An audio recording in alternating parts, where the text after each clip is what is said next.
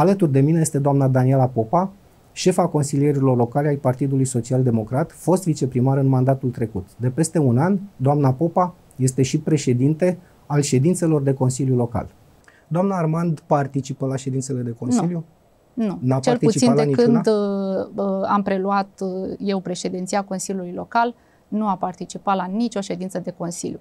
Deși e practic obligatoriu să participe, adică în codul administrativ scrie primarul participă la ședințele de Consiliu. Nici o prevedere legală nu scrie că e obligat, dar participă la ședințe și susține proiectele inițiate, că majoritatea proiectelor sunt inițiate de primar. Înțeles. Care sunt proiectele de suflet, dacă vreți, ale doamnei Armand? Păi ce știu și eu din campania dumneaei. Promenada Verde, vorbea inclusiv de digitalizare. Digitalizarea în sectorul 1 a făcut mult pași înapoi. Dacă în 2019 noi eliberam certificate de urbanism digital, acum nu se mai întâmplă nimic, totul e, pentru că a rupt practic procedurile administrative.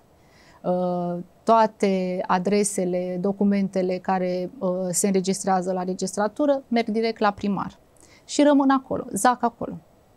De aici probabil că nici cetățenilor, locuitorilor nu li se răspunde în timp rezonabil în cele 30 de zile la solicitări, nouă nici atât. Consilierii locali nu primesc răspuns la interpelări, deși e obligatoriu ca în 10 zile să ne răspundă la orice interpelare. E un blocaj acolo, doar la biroul dumneaei. Am înțeles. Vorbind despre proiecte, ați pomenit de Promenada Verde.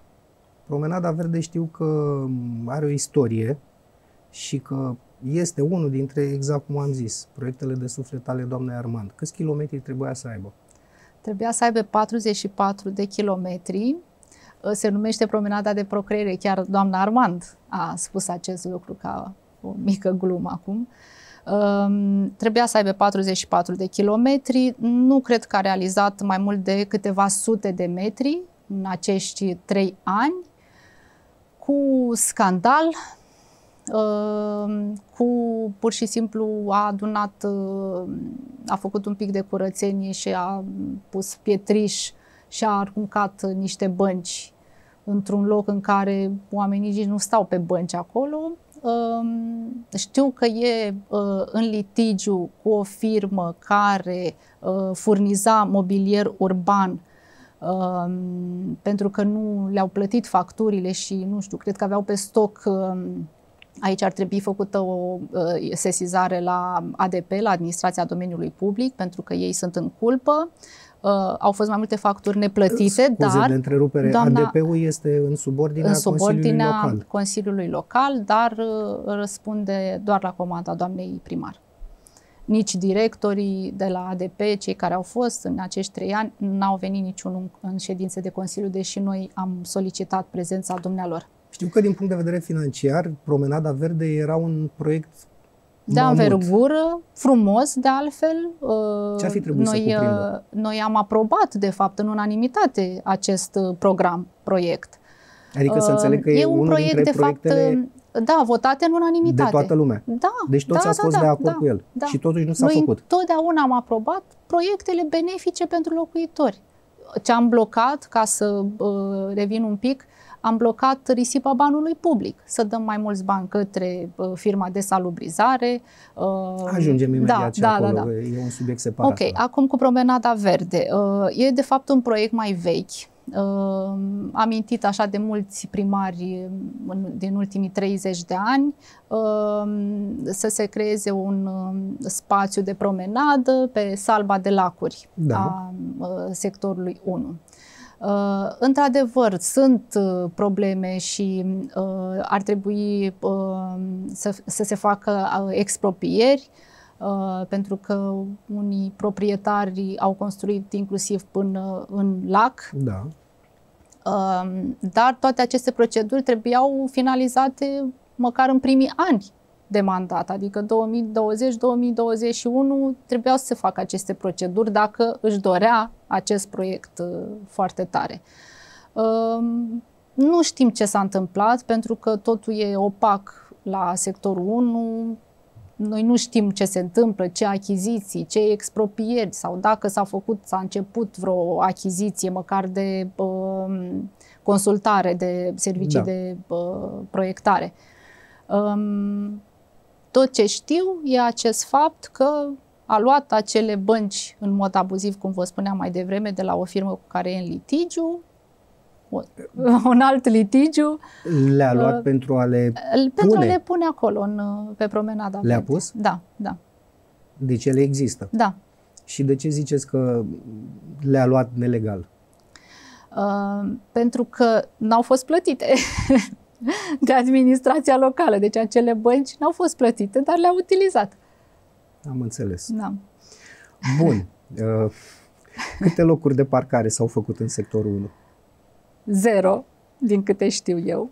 0 locuri de parcare.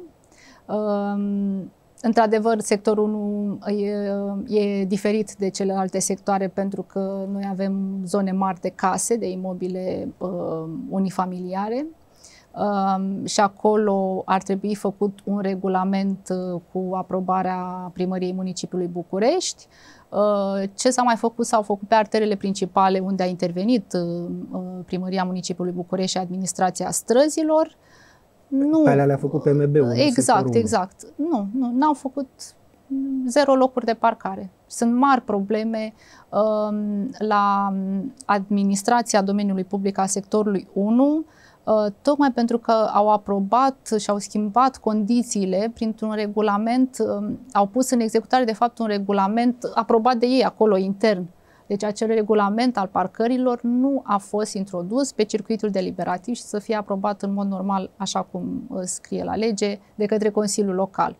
Au schimbat regulile din mers, au făcut la fel o platformă, administrației USR îi place acest lucru cu platformele de la firme apropiate partidului, pentru care cheltuiesc niște bani. Da. Sunt membri USR. Da. Sunt membri USR. Foarte bună informația. Da. Foarte bună informația. Cât costă un loc de parcare în sectorul 1? 600 de lei. Și banii ăștia unde se duc? Pentru că știu că locurile de parcare s-au scumpit în tot Bucureștiul. Da. Și s-au scumpit după ce Nicu Șordan a dat semnalul. Da. 600 de lei. Da. Și banii ăștia vin la sectorul 1 în buget. Da. N-ar fi fost oare interesant să mărească numărul de parcări? Ba da, normal. Sunt și proiecte. Care e excedentul? Aveți idee? Excedentul cred că a ajuns în acest moment la peste 800 de milioane de lei. Aproape 1 miliard, bănuiesc eu, până la finalul anului va fi. Bun. Încet, încet, căldura ne părăsește, o să vină iarna. Știu că aveți niște probleme la CET Grivița. Da.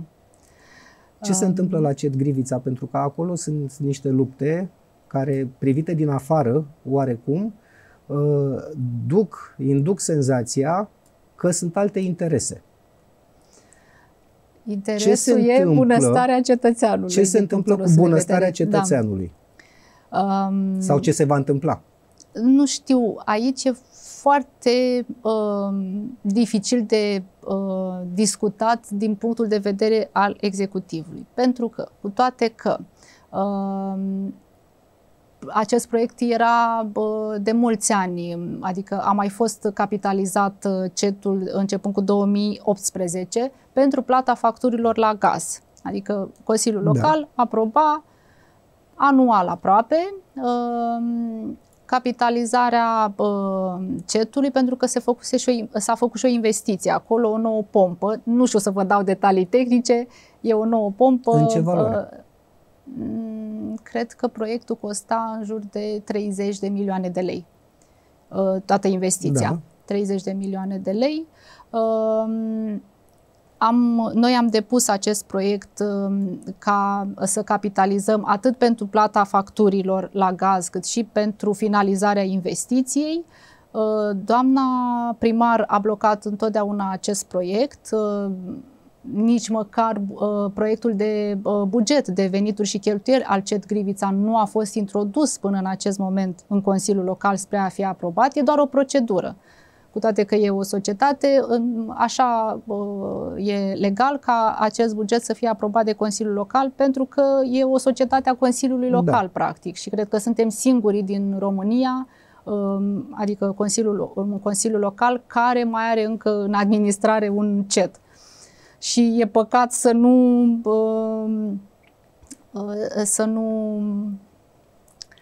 știu cum să zic, nu să profiți, să nu dezvolți acest beneficiu cetățeanului.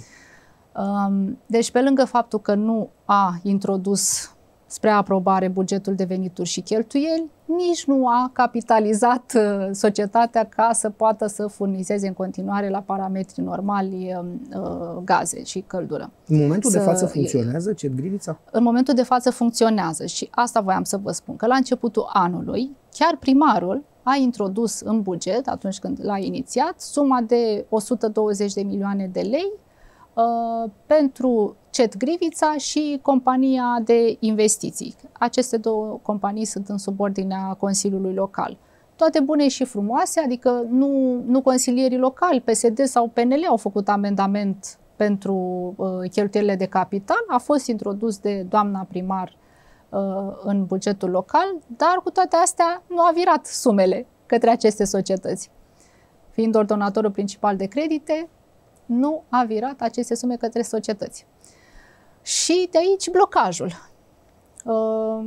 La începutul lunii septembrie, compania ne-a anunțat că vor intra în insolvență dacă nu îi ajutăm practic să plătească gazele, că s-a adunase facturi foarte mari la gaze. Nu știu ce proiect or fi avut în minte administrația USR, ce ar fi vrut să facă cu acest CET, dar, încă o dată, repet, este singurul CET aflat în subordinea unei administrații publice locale. E ca o piatră de moară legată de picior? Din contră.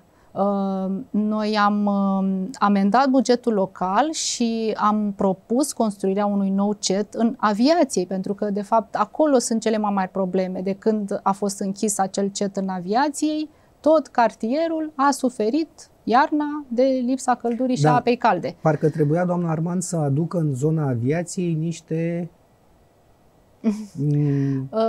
pompe de căldură, cred că se numeau. Au existat? Le-a adus? Au funcționat? Le-a adus, n-au funcționat.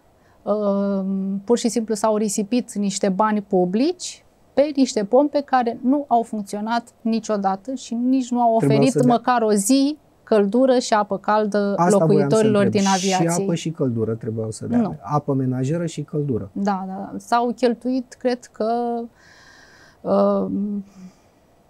în jur de 600.000 de lei, cred, pe o pompă, dar nu știu exact care au fost și cheltuielile cu gazul. Deci nu știm sumele. Ele au fost puse în funcțiune? N-au fost puse în funcțiune, de fapt. Au fost duse în cartier. Cred că 2 pompe au fost duse în cartierul aviației, dar n-au fost puse în funcțiune pentru că nu se puteau lega la rețeaua, la rețeaua termică. Firească, da. Bine, useriștii în general nu sunt foarte pricepuți în zona asta. Aici e Nicu Șordan, care vedem că distruge încet și ce a mai rămas din București, Podul Grad. Ce mai funcționa cât de cât. Am înțeles. Bun. Știu că tot doamnei Armand îi plăcea foarte mult să vorbească despre un alt proiect, apropo de apă caldă și căldură, termoficare de la soare. Ce se întâmplă? În ce stadiu este? Nu s-a întâmplat nimic. Noi am aprobat proiectul termoficare de la soare. Și pe ăsta l-ați aprobat? L-am aprobat pentru că în mod legal, adică noi întotdeauna ne documentăm foarte bine și citim foarte bine proiectele, pentru că am observat că se fac mari greșeli și de asta am și atras atenția tot timpul că sunt anumite inadvertențe în proiect. Sunt scrise probabil că sunt și voite, dar hai să fiu optimistă și să zic că s-a greșit fără intenție. Termoficarea de la soare a fost aprobată în 2022. Ce trebuia să facă ea? Era vorba de fapt de un proiect pilot. Da. Să vedem dacă funcționează, dacă e un proiect fezabil, pentru că din toate cercetările noastre nu ar fi un proiect fezabil pentru sectorul 1, pentru imobile de locuit. Fizic, ce se întâmplă? Se montau panouri solare pe 2 imobile din sectorul 1 și vedeam cum funcționa, cât de bine funcționa. Dacă rezista, pentru că nu s-a făcut, deci doamna Armand, cu toate că a țipat pur și simplu că vrea să facă acest proiect și erau vreo 400 de milioane de euro costa investiția pentru tot sectorul 1, nu era fezabil, pentru că niciun imobil nu e la fel ca celălalt. Acoperișul, nu știu dacă structura de rezistență putea să accepte încă o povară n-a făcut niciun studiu tehnic. N-a făcut nicio cercetare, pur și simplu haideți să punem panouri solare pe toate clădirile.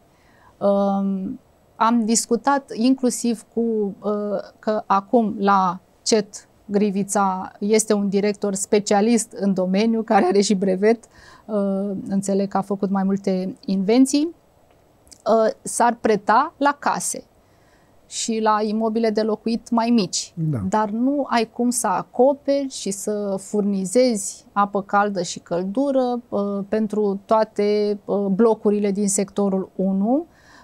Și erau mai multe inadvertențe. Nu s-a spus niciodată ce se întâmplă dacă asociația de proprietari devine prosumator, când se va amortiza investiția. E totuși vorba de 400 de milioane de euro. Adică cum să cheltuiești acești bani când nu ai făcut măcar un proiect, un proiect pilot, să vezi cum funcționează. Și oricum, mă gândesc că nu era un proiect care să dureze 4 ani. Nu. E un proiect care probabil durează 20 de ani, să acoperi tot sectorul. Exact. Dar n-a făcut nici măcar un studiu să vadă dacă e fezabil. Da, deci... Noi am tot discutat cu specialiști, nu e fezabil un astfel de proiect pentru un întreg sector. Tot din ciclul promisiuni, țin minte că la fel promova o anvelopare a blocurilor într-un ritm foarte rapid. Ce se întâmplă cu anvelopările la momentul ăsta? Nimic. Și pe mine mă întreabă oameni, cetățeni de pe stradă, ce se întâmplă cu anvelopările. Nimic. Mai erau de anvelopat, din câte mi-aduc eu aminte, în 2020 mai rămăsese un lot de 89 de blocuri. Deci, nu s-a mai întâmplat când nimic. a preluat mandatul, mai avea de făcut 89 de blocuri. Da. Câte și se finaliza. Făcute? Înainte de a prelua ea mandatul, câte blocuri erau făcute? Aveți idee? Păi au fost făcute de administrația Chiliman și administrația Tudorache, că a fost continuat. Păi cam toate imobilele, în afară de cele 89, care au mai rămas înscrise în acest program de anvelopare. Am înțeles.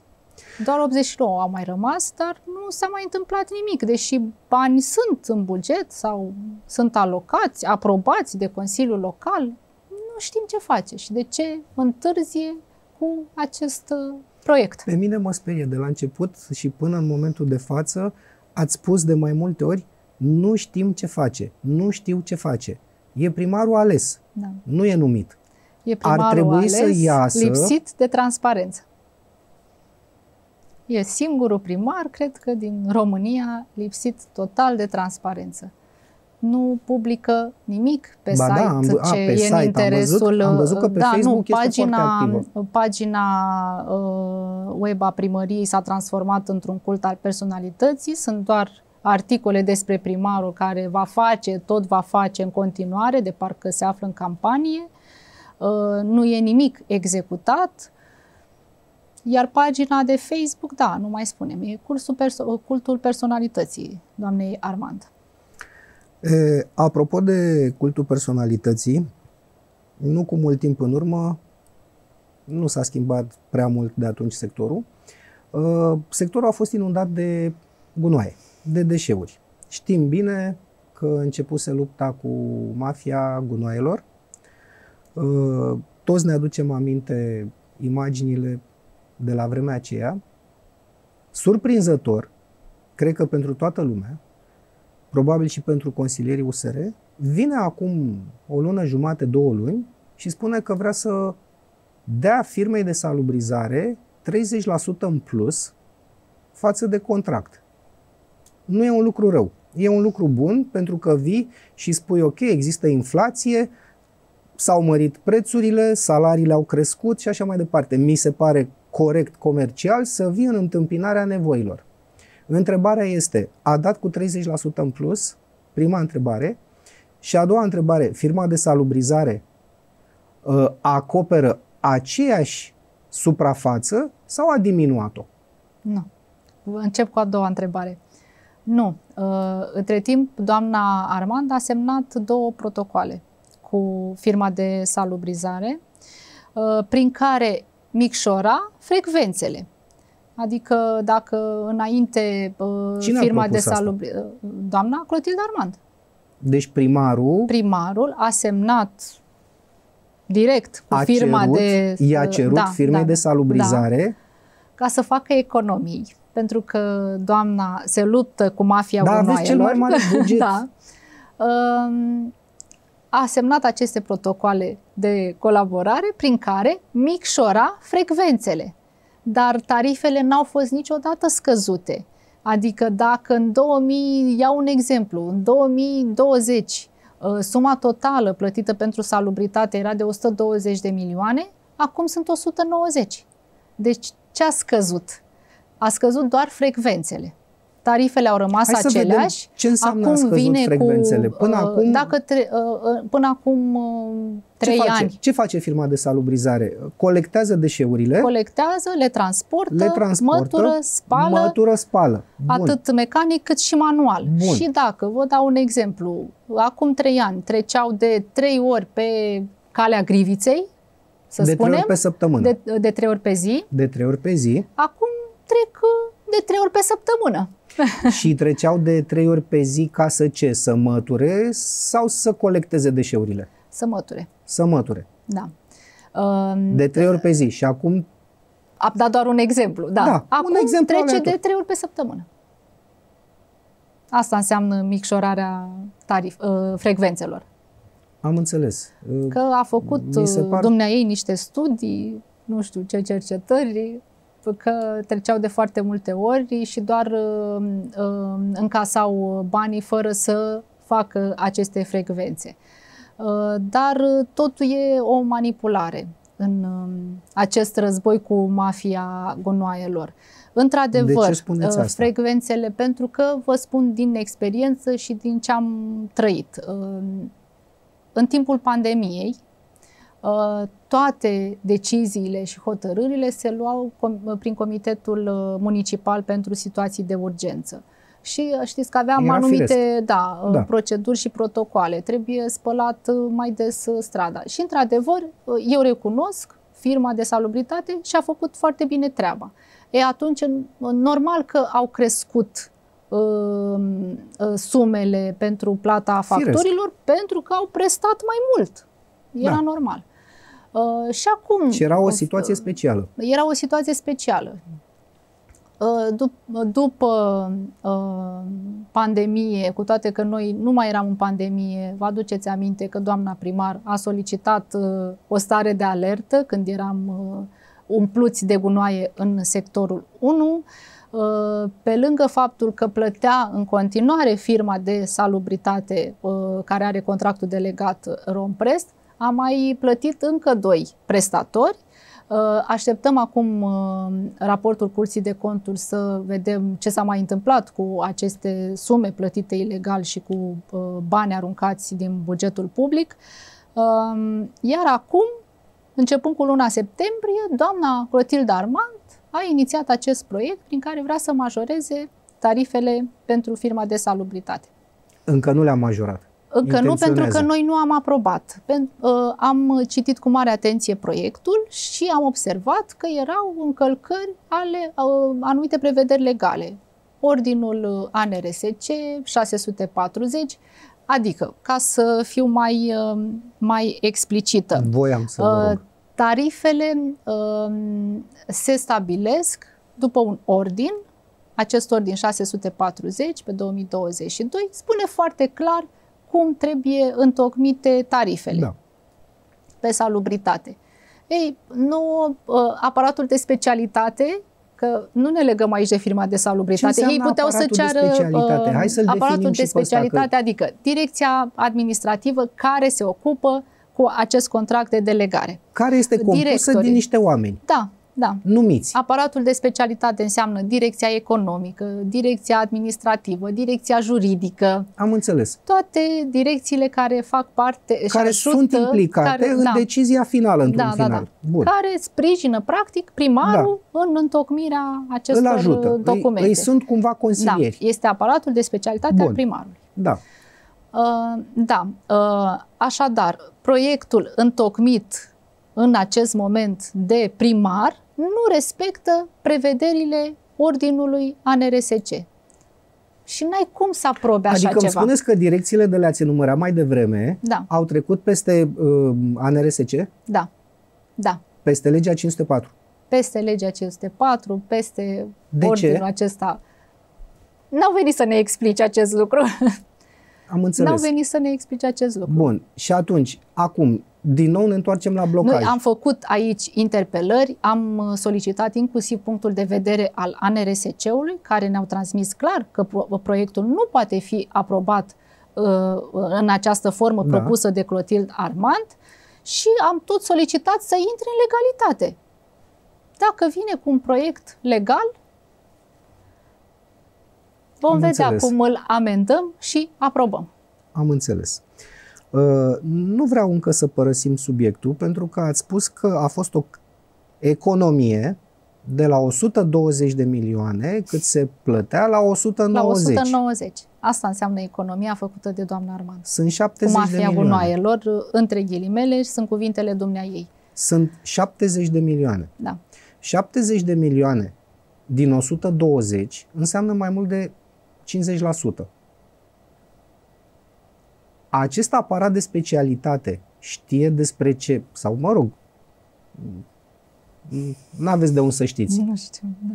Dar oare știe despre această creștere? Și dacă da, mie mi se pare flagrant să crești cu 70 de milioane un contract de 120, în condițiile în care micșorezi suprafețele. Și pe lângă aceste sume se adaugă sumele din penalități, amenzi pe care primarul le-a plătit tot din banii publici pentru incompetența dumnealor. Păi știu că am primit amenzi de la Garda de Mediu. În 2021-2022 au fost multe amenzi de la Am citit Garda pe de pagina Mediu. de Facebook a doamnei Armand că nu ați primit. Noi am făcut solicitare de informare la Garda de Mediu, care ne-a transmis că, mi-aduc aminte că în 2021 6 amenzi au aplicat sectorului 1. Au fost plătiți din banii noștri ai tuturor. Asta voiam să vă spun. Cine a fost că pe amendat? lângă aceste sume... Ok, Garda de Mediu a dat amendă. Cui a dat-o? Primăriei. Primăria e... Primăriei. Sectorul 1, că acum așa se numește. Bun, și atunci, doamna Clotilde, dar de unde asta a plătit? E că nu a informat populația. Din bugetul local a plătit. În ce sume erau amenziile alea? Așa, grosier. Între 5.000 și 12.000 de lei. Știu că așa aplicau, din câte mi-aduc eu aminte. 5.000 de lei, 12.000 de lei, da, adunate. Din păcate, Garda de Mediu nu poate să dea amenzi foarte mari. Asta vreau să specific, că noi nu avem în acest moment o situație clară cu toate aceste sume plătite din cauza incompetenței acestui primar. Noi nu știm care e valoarea totală a penalităților. Pentru că a început un război, practic, în instanță cu firma de salubritate și toate litigiile au fost pierdute de sectorul 1, cu toate că a adus 2 case de avocatură. Cine a reprezentat sectorul 1 avocata adusă de însăși doamna Clotilde Armand în ședința de Consiliu și făcând presiuni asupra Consiliului Local să aprobe să dea mandat pentru reprezentarea în instanță de către firma Trandafir și Asociații, înainte ca proiectul de hotărâre să ne fie adus la cunoștință. Deci suntem bine reprezentați de un avocat adus personal de doamna Clotilde Armand în ședință de Consiliu, repet, înainte să aprobăm hotărârea și practic să urmeze procedura de atribuire a acestui contract. Am făcut sesizare și plângere penală pe această speță, pentru că s-a încălcat grav legea aici, s-a făcut un abuz incredibil. Între timp, litigiile s-au pierdut. Noi trebuie să plătim bani către compania de salubritate, dar am plătit bani și către firma de avocatură. Mi se pare firesc că am prestat, probabil e plătită la oră. Nu avem în acest moment, pentru că nu ni s-a transmis niciodată aceste informații, deși ar trebui să fie publice, sunt ascunse în birou doamnei Armand. Nu știm care sunt sumele, pentru că e foarte important de văzut și de explicat populației unde s-au dus banii lor, bugetul public. Haideți să adresăm o întrebare pe 544 să vedem cât timp o să ia să ne răspunde. Cumulul datoriilor și penalităților, cât s-au plătit firmelor de avocatură, dacă cu doamna Trandafir a venit personal în ședință de Consiliu, înțelegem că a mai semnat un contract. Sunteți președintele de ședință al Consiliului Local, corect? Bun. În calitatea asta și în calitate de consilier local, știu că ați făcut niște plângeri, doamnei Armand, administrative, respectiv penale. Da. Unde le-ați făcut? De ce le-ați făcut și în ce stadiu sunt? Unde sunt ele acum, ca rezolvare? Am făcut plângeri la parchet, la DNA. De ce? Că am observat anumite ilegalități. Am înțeles.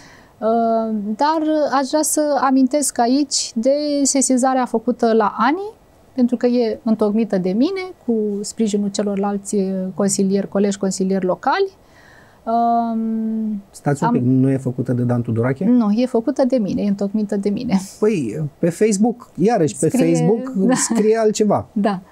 Păi, deci de data asta Dan Tudorache e nevinovat. Manipulează foarte bine opinia publică și întotdeauna dă vina pe ceilalți și nu-și asumă responsabilitatea și incompetența.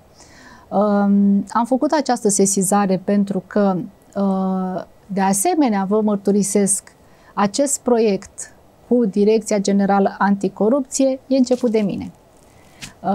Și chiar mi-a fost drag acest proiect, ca de altfel toate proiectele cu fonduri europene cu care se laudă doamna Clotilde Armand pe Facebook. Sunt tot începute de noi, de administrația PSD. În acest proiect... Clica Dan Tudorache și Ciuma Roșie. Exact, exact, da. Și am sesizat faptul că doamna primar s-a numit pe sine manager de proiect într-un proiect cu Direcția Generală Anticorupție. Mi s-a răspuns foarte greu, să știți, la această sesizare. De ce s-ar autonumi? Remunerația era de luat în seamă? Eu cred că din cauza remunerației sau datorită remunerației. Da. Despre ce sumă vorbim? Aveți idee? Păi dânsa și-a majorat indemnizația de primar cu 50%. Și cât e indemnizația de primar? Dacă noi primim, cred că net, în jur de 12.000 de lei, la care se adaugă toate aceste sporuri. Primarii au... Deci pentru 6.000 de lei, pentru câte luni? Cât ar fi durat proiectul ăla? Proiectul se derula pe parcursul a 2 ani de zile. Am înțeles. Dar a întrerupt în momentul în care am făcut sesizarea. Cred că și-a plătit vreo 3 salarii. Da. Am înțeles. Da. Bun, să revenim. V-am întrerupt, îmi cer scuze. Deci spuneți că i-ați făcut plângere pentru că nu avea calitatea să fie ea acolo. Da. A făcut un abuz. S-a numit pe sine manager de proiect și a încasat sume de bani din bugetul local care nu îi se cuveneau. Bun, asta e plângerea. Primarii, ca să clarific un pic, da, primarii își pot majora indemnizația dacă desfășoară proiecte cu fonduri europene. Și bănuiesc că majoritatea primarilor au făcut asta, celor care desfășoară proiecte cu fonduri europene, și e perfect legal. Dar în niciun caz nu poți tu, primar, să te numești pe tine manager de proiect, că probabil că nu are, cum să spun, nu are cunoștințe despre ce înseamnă să fii manager de proiect. Că managerul de proiect întocmește niște rapoarte. Adică le și aprobă, le și... Da. În fine, și ca să trecem peste, a încasat în mod ilegal din bugetul public, ea și-a dat, ei anumite sume de bani din bugetul local. Sumele acestea de bani să plătesc din bugetul local. Am mai făcut plângeri și sesizări pe tot ce am observat, acolo unde am observat că s-a încălcat legea. Sunt foarte multe. Am primit la unele răspuns că a fost trimisă la DNA sau la parchet, depinde de, și se află în verificări. Așteptăm răspunsul și rezultatul verificărilor. Pe lângă dumneavoastră mai sunt și alți consilieri care au apelat la aceste plângeri? Din câte știu, nu. Am înțeles. Bun. Știu inclusiv pe modul de întocmire a bugetului am făcut. Sunt foarte multe plângeri pe care le-am făcut. Și la ce vă așteptați? Și am sesizat totodată și Curtea de Conturi pe modul în care sunt cheltuiți banii publici. Curtea de Conturi în fiecare an desfășoară control la toate administrațiile publice și e perfect normal și legal. Și au luat în calcul și sesizările făcute de noi și se vor regăsi în raportul de control pe care îl așteptăm. Câte locuințe sociale s-au făcut în sectorul 1? Niciuna.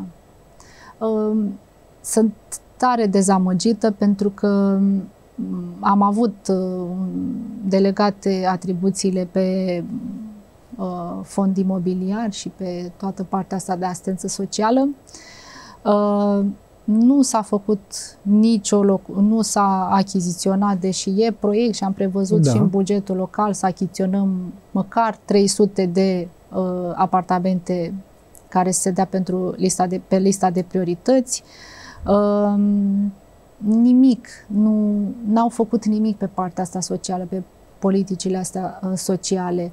E dezamăgitor, nici nu știu cum să mă mai exprim, oribil să nu ai grijă de proprii cetățeni, să nu-ți pese de ei și să favorizezi anumite categorii. Nu s-a achiziționat nimic. Din contră, am observat că inclusiv a scăzut numărul de dosare depuse pentru cei care își doreau să obțină o locuință socială.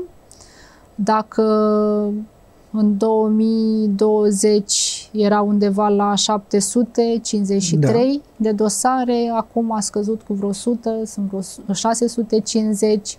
Nu știm ce s-a întâmplat, dacă s-au făcut verificări. Pur și simplu nu s-a întâmplat nimic. Ca de altfel, nicăieri în sector. E dezamăgitor la ce dezastros arată sectorul. De la Perla Bucureștiului, mi-aduc aminte că am colegi care lucrează în administrațiile locale din celelalte sectoare și ne și ziceau, măi, înainte când sunai la sectorul 1 stăteai drept, că totul funcționa perfect. Acum e totul dezolant. Să sperăm că distrus. Lucrurile se vor schimba în bine. Parcă nu mai funcționează nimic. Da, să sperăm că da. La ședințele de Consiliu Local, directorii de direcții sunt obligați să vină? Da, dacă se solicită prezența și intervenția lor de către Consiliul Local. Nu. De ce? Ei spun că nu sunt lăsați de doamna primar.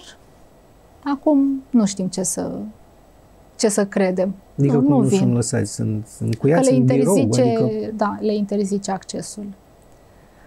Da, dacă unul vrea să vină, Popescu vrea să vină, că este chemat, n-are cum să-l oprească doamna primar. Nu, bineînțeles că nu, dar nici nu pleacă din birou. Bineînțeles că eu dacă îi văd pe directori la intrare, îi poftesc să intre și să dezbatem în mod normal proiectele. E nevoie de ei în ședințele de Consiliu Local? Da, este nevoie să explice detalii tehnice, financiare. E nevoie, bineînțeles. La toate proiectele mari de anvergură care necesită informații suplimentare. Am înțeles. Nu vin și dacă vin, au o atitudine total necorespunzătoare unor funcționari publici, jignesc. Cu tot respectul, atitudinea mă interesează mai puțin. Mă interesează să știu dacă ei sunt pricepuți pe ceea ce fac și dacă fac lucrurile să meargă, dacă le urmesc. Ăsta e modelul pe care îl urmează administrația USR. Adică incompetența e mascată de aceste comportamente Adică îmi spuneți deviate. Că directorii din primărie, ăia care ar trebui să aibă grijă de străzi, de blocuri, de tot, ăia sunt numiți de USR, da, sunt numiți de primar. Și sunt și useriști? Da, da. Adică s-a schimbat tot? Da, da. În momentul în care un primar vine, își aduce garnitura lui. Da. Am înțeles. Da. Da. Inclusiv city managerul a fost numit, deși noi am aprobat un proiect de hotărâre prin care se desfășura un concurs pentru ocuparea postului de city manager. Sunt membri de partid ai USR-ului, simpatizanți, da, numiți în funcții publice. La un moment dat se vorbea despre o primărie de sticlă. Mi-ați răspuns până acum la toate provocările. Consiliul Local înțeleg că poate chema primarul să răspundă unor întrebări. În Consiliul Local sunteți majoritari PSD-PNL. Ce spune USR-ul? De curiozitate întreb. Ce spun consilierii USR în momentul în care bănuiesc că în timpul ședințelor, și am și văzut, le reproșați faptul că primarul nu este prezent? E pur și simplu o curiozitate. Ce spun ei în momentul ăla? Care treabă? Că e acasă? Nu spun nimic. Pur și simplu pleacă lasă capul în jos. Și nu spun nimic. Păi asta probabil înseamnă... că le e rușine. Păi asta voiam să întreb. Asta probabil înseamnă că le e rușine cu mai șefa lor? sunt câțiva care, da. Înțeleg și ei penibilul situației? Exact, da. Una peste alta, sectorul 1, din punctul meu de vedere, a rămas cel mai în urmă față de celelalte sectoare. Și la un moment dat a avut un avânt. Din păcate, da. N-a fost niciodată în timpul administrației Armand primăria de sticlă. Tot timpul au folosit, nu știu, niște tehnici de-astea de a pune presiune pe funcționari să nu răspundă Consiliului Local, nu răspunde la nicio interpelare, adică să fie foarte clar, nu răspunde la nicio interpelare și nu mie personal.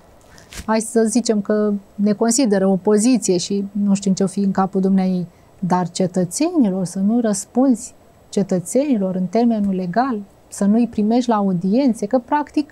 Faci audiențe? Nu. N-a ținut nicio audiență. Am înțeles. Deci suntem în urmă cu multe, cu transparența, cu digitalizarea. O ultimă din păcate, întrebare. Da, e dezamăgitor. Știu că aveți un departament, parcă așa se numește, sau o direcție de mediu. Da. Din ce în ce mai des se vorbește despre încălzirea globală, despre poluarea cu plastic, despre toate celelalte. Trăim vremuri în care trebuie să ne dăm seama că viitorul, într-un fel sau altul, trebuie să fie verde. Dacă nu, mi-e greu să cred că va mai exista. Ce se întâmplă la acea direcție? Da, este o direcție de mediu care avea mai multe atribuții, da, pentru a face și strategii de dezvoltare durabilă. Nu se întâmplă nimic. Știm că a fost un proiect prin care au achiziționat niște platforme îngropate, da, care nu funcționează.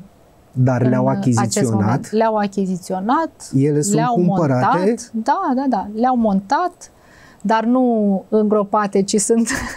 Păi, trebuiau să fie îngropate. Da. Nu sunt îngropate și nici nu funcționează. Nu știu să vă zic suma exactă care s-a risipit pe această investiție nefolosită sau, ca să mă exprim mai bine, nu e pusă în funcțiune. Măcar pune platformele în funcțiune, îngropate, cum au fost aprobate sau pe sol, da? Numai să funcționeze. Bani risipiți aiurea din bugetul local. Ce buget are primăria sectorului 1? 1,4 miliarde. Și de dragul discuției, ce economii s-au făcut? Cu ghilimele de rigoare. 1 miliard? Ne apropiem de 1 miliard, probabil. Adică dumneavoastră vreți să-mi spuneți că 1 miliard de lei nu a fost cheltuit? Bani, da, care s-au cumulat pe parcursul celor 3 ani, dar, așa cum v-am spus la începutul emisiunii, pentru că nu a pus în executare proiectele. Că acest buget e aprobat la începutul anului cu o listă de investiții. În momentul în care... În anul 2022, care a fost economia? Se vede. 2022 era în jur de 400 și ceva de milioane. Economia? Da. Tot așa, dintr-un miliard și cât? 1 miliard 200, 1 miliard 300? 1 miliard 200, da. 1 miliard 200. Da. 400 de milioane a fost economie. Au fost economie. Da, economie într-un sens așa, că de fapt nu Cât a costat o grădiniță? Păi depinde. 400 de milioane? Da, e mult. Am putea să facem mai mult. 3? Mai mult. 40. 40 de grădinițe? Da. Am înțeles. Da. Săli de sport? Sunt prinși în buget. Săli de sport? Săli de sport. Am alocat bani inclusiv pentru achiziție dacă nu construiești. Haideți să achiziționăm clădiri pentru unitățile de învățământ. Că la noi încă mai sunt școli care învață în 2-3 schimburi.